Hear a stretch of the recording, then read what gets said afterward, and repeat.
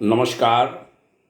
भाग्योदय विचार प्रवाह श्रृंखला का 70वां 70 चरण है आज 26 सितंबर का।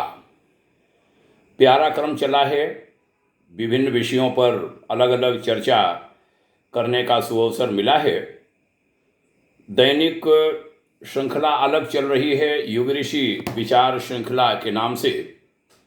आज 70वें चरण में भाग्योदय विचार प्रवाह श्रृंखला के तहत हम कुछ चर्चा कर रहे हैं।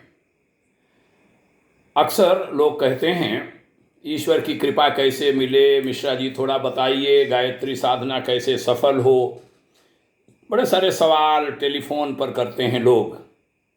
आपके पास अनुभव है, मार्गदर्शन कीजिए। कभी कभी सोचता हूँ क्या कहूँ उनको।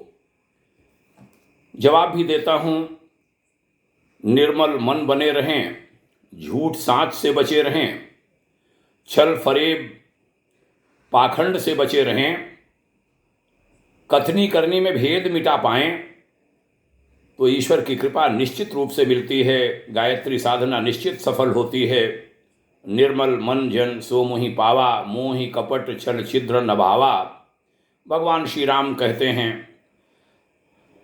काश ये बात समझ में आ जाए लोगों के। लोगों की मदद करना, पात्रों की सहायता करना, जरा करके तो देखिए, बहुत शांति और सुख मिलता है। ईश्वर की कृपा प्राप्त करना चाहते हैं तो ये करना ही पड़ेगा, तभी बनेगी बात, अन्यथा बनेगी नहीं। एक घटना सुनाता हूँ, सत्य घटना है। एक नगर में एक अमीर सेठ रहता था। उसके पास बहुत पैसा था। वो बहुत सारी फैक्ट्रियों का मालिक था। एक संध्या अचानक उसे बहुत बेचैनी होने लगी।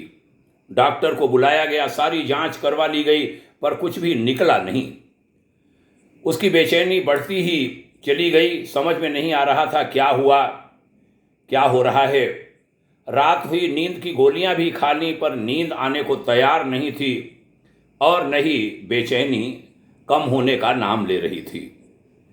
वो रात को उठकर लगभग 3 बजे घर के बगीचे में, अपने बंगले के बगीचे में घूमने लगा।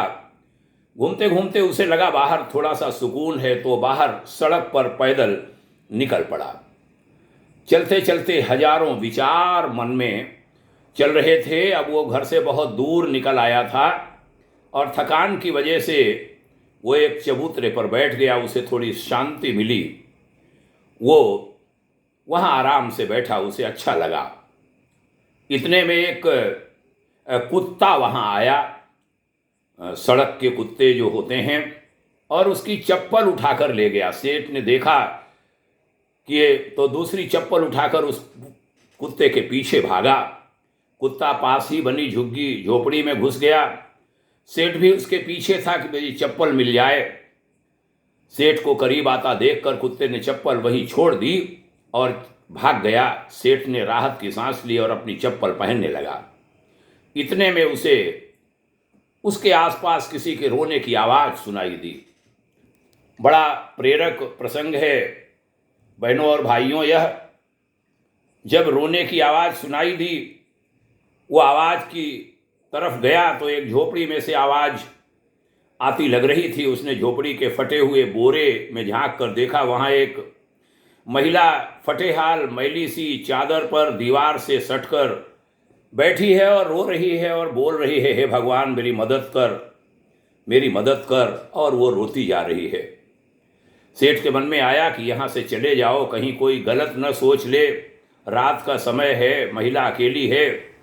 वो थोड़ा आगे बढ़ा तो उसके दिल में ख्याल आया कि आखिर वो औरत रो क्यों रही है। जिज्ञासा आई, जानने की इच्छा हुई, उसको तकलीफ क्या है, हमें पूछना चाहिए। और उसने अपने दिल की बात सुनी। वहाँ आवाज़ लगाई उस कुटिया के टूटी फूटी लकड़ी के दरवाजे पर। उस औरत ने दरवाज़ा खोला और सेठ को देखकर घबरा गई। तो सेठ ने हाथ जोड़कर कहा, तुम घबराओ मत, मुझे तो बस इतना जानना है तुम रो क्यों रही हो।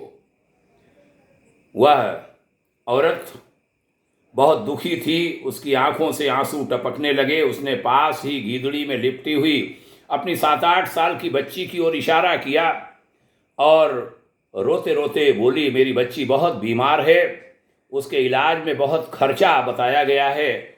मैं तो घरों में जाकर झाड़ू पोछा करती हूँ, जैसे तैसे परिवार का पेट, अपना पेट, बच्चों का पेट पालती हूँ, मैं इस बच्ची का इलाज कैसे कराऊं। सेठ ने कहा तो किसी से मांग लो। इस पर औरत बोली, मैंने सबसे मांग कर देख लिया, खर्चा बहुत है, कोई भी देने को तैयार नहीं। तो सेठ ने कहा तो ऐसे रोने से, रात को रोने से मिल जाएगा क्या। तब उस महिला ने कहा, कल एक संत यहाँ से गुजर रहे थे, मैंने उनको अपनी समस्या बताई तो उन्होंने कहा, बेटा तुम कल सवेरे 4 बजे उठकर अपने ईश्वर से कुछ मांगना, बोरी बिछाकर बैठ जाना और रो रो कर गिड़गिड़ा कर उनसे मदद मांगना। वो सबकी सुनता है तो तुम्हारी भी सुनेगा। मेरे पास और कोई उपाय नहीं था और कोई चारा नहीं था, इसलिए मैं उसी से मांग रही थी जैसे संत ने कहा था। और यह बताते हुए वो और तेज रो पड़ी।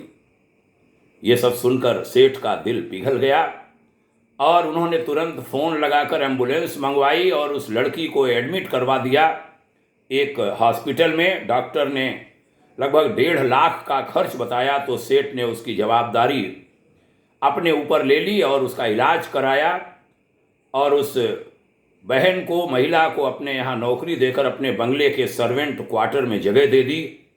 उस लड़की की पढ़ाई का जिम्मा भी सेठ ने खुद उठा लिया।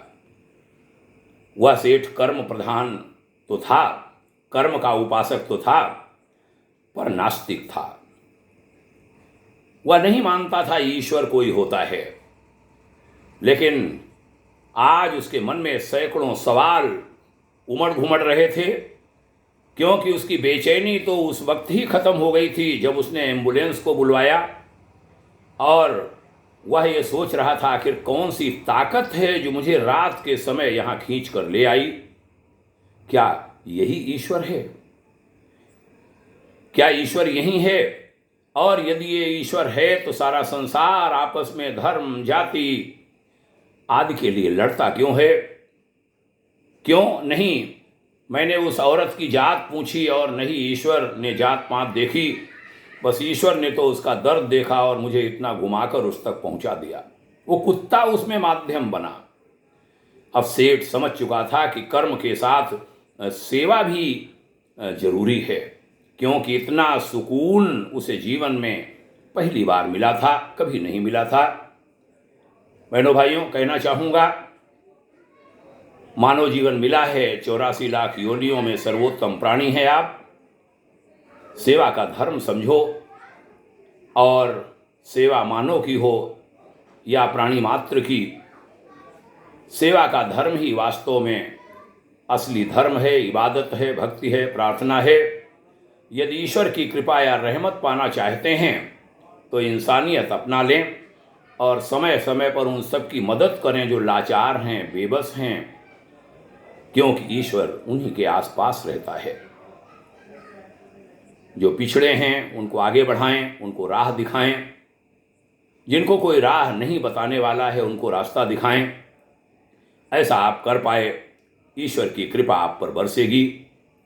आज के भाग्योदय विचार प्रवाह श्रृंखला में यही निवेदन करते हुए वाणी को विराम दूंगा कि सही धर्म को समझो। अरे ये ईश्वर, ये गायत्री, ये दौड़ के आपके पास आएगी। जरा निर्मल मन बन करके देखो तो सही। गुरु ढूंढते हैं ऐसे शिष्यों को, ईश्वर तलाशता है ऐसे भक्तों को। जरा बन करके तो देखें, बन करके तो उसे दिखाएं। भाग्योदय फाउंडेशन आप सभी के मंगलमय उज्जवल भविष्य की कामना करता है, प्रार्थना करता है। यह क्रम चल रहा है। आज 17वीं कड़ी में हम आ पहुँचे हैं। इसका लाभ लोगों को मिलता रहे, अलग अलग विषयों पर चर्चा होती है। आज हमारा मन किया ऐसे कुछ विषय को लूँ, आगे नए नए विषय आते रहेंगे। लोगों को भी इसका लाभ पहुंचाइए। यहाँ तक आपने ध्यान से सुना, बहुत आभारी हूँ। आप सभी को प्रणाम, धन्यवाद, शुभकामना, जय हिंद, ओम शांति।